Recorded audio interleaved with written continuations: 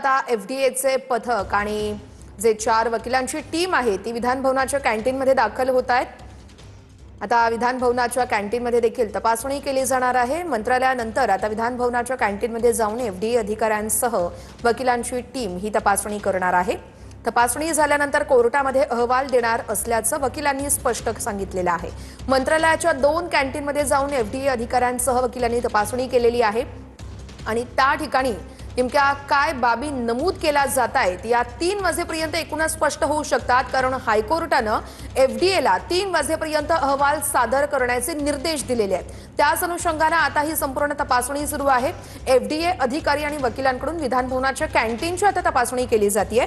कॅन्टीनमध्ये स्वच्छता असेल किंवा मग इतर ज्या बाबी आहेत, नियम असतील, या सगळ्या गोष्टींच्या अनुषंगाने कॅन्टीनची तपासणी केली जाणार आहे। एफडीए अधिकाऱ्यांसह वकिलांकडून ही तपासणी केली जाणार आहे आणि 3 वाजेपर्यंत हायकोर्टामध्ये हा अहवाल नमूद केला जाईल। या अहवालामध्ये नेमकं काय असेल हे पाहणं अतिशय महत्त्वाचं असणार आहे। मंत्रालयाच्या दोन्ही कॅन्टीनमध्ये या ठिकाणी तपासणी करण्यात आली, तिथे व्हिडिओ देखील काढण्यात आलेला आहे। संपूर्ण ज्या ठिकाणी अन्नधान्य असतं ठेवलेलं, शिवाय ज्या ठिकाणी कर्मचारी जेवण जेवतात त्या देखील ठिकाणची संपूर्ण तपासणी करण्यात आली आणि या तपासणीनंतर आता हे संपूर्ण पथक आहे, वकिलांची टीम आहे, ही विधान भवनाच्या कॅन्टीनमध्ये पोहोचलेली आहे।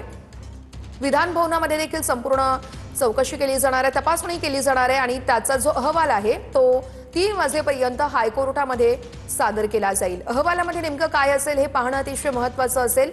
या वकिलांना आणि एफडीए अधिकाऱ्यांना विचारलं असता आपण संपूर्ण बाबी आणि निष्कर्ष हा हायकोर्टामध्ये सादर करू आणि त्यानंतरच संपूर्ण गोष्टी बाबी समोर येतील असं त्यांनी स्वतः सांगितलेलं आहे।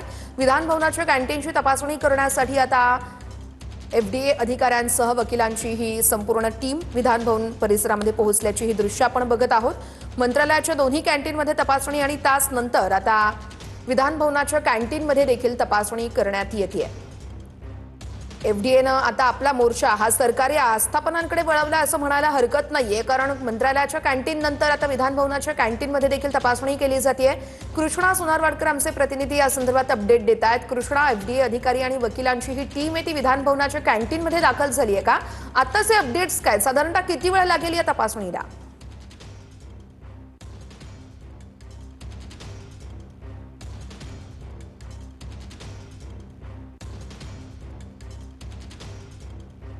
तर आमचे प्रतिनिधी कृष्णा यांच्याकडून आपण अपडेट्स घेत राहणारच आहोत। संपूर्ण तपासणी आपण बघितलेली आहे मंत्रालयाच्या कॅन्टीनमधली। दोन्ही कॅन्टीनमध्ये तपासणी करण्यात आली होती, त्या ठिकाणी अनेक बाबी आता समोर येण्याची शक्यता आहे।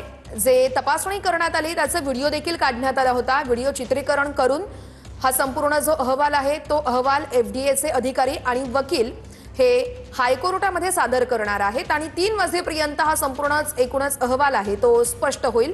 त्यामुळे अहवालात एफडीए कडून नेमकं काय नमूद करण्यात आलंय हे पाहणं अतिशय महत्त्वाचं असेल।